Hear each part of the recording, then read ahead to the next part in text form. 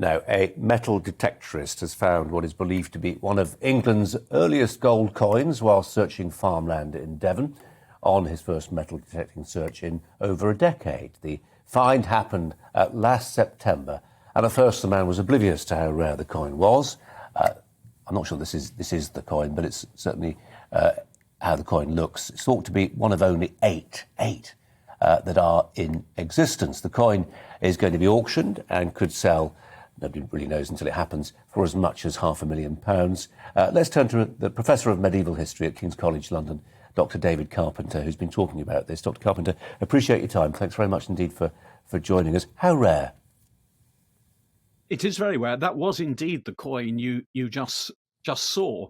I mean, why is it so rare? It's because until then, all coins were simply silver pennies. I've actually got one here for you to see. This is the typical coin of the period, and there were millions of those minted. So that's the background.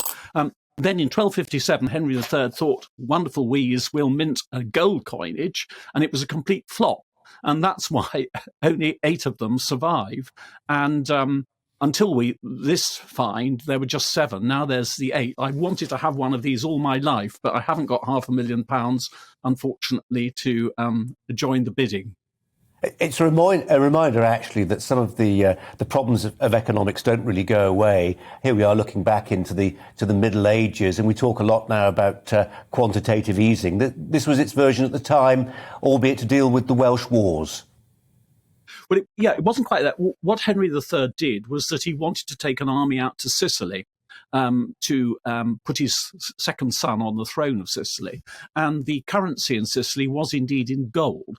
So Henry thought, well, I'll save up a gold treasure and take it out to Sicily. But then you're right, he ran into financial difficulties and decided he'd have to spend the treasure in England, and in particular, because he was involved in a war in Wales. And so he then minted the treasure into these gold coins. But what I think he hoped was that ever so many people would want to change their own stores of gold into his gold coins, and then the currency would take off and he could make a lot of money. The trouble was nobody wanted to change their gold into his coinage, and so the whole thing was a complete flop. He was told at his own exchequer by the citizens of London that the coin was useless. I'm afraid it was a typical folly of King Henry III. It was interestingly, I was trying to find, it may have been your words in the newspapers, actually, Doctor, that told me this, that the coin was only worth the equivalent of a fortnight's wages for a farm labourer, which for a gold coin, and presumably, gold coin of some intrinsic value by dint of being gold, doesn't strike me as a lot of money. No, I mean, it was basically worth 20 of these silver pennies, and one of those silver pennies could basically buy you food and drink for a day.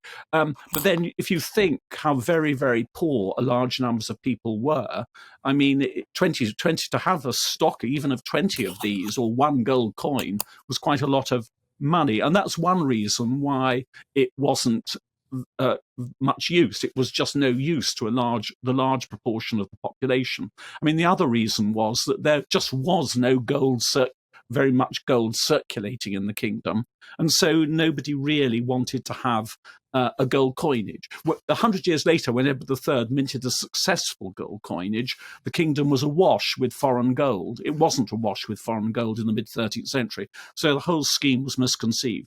Henry III was a very nice king and very pious, but he wasn't very wise. I can think of some modern parallels, but now's not the time. David Carpenter, thanks very much indeed. Thanks for your time.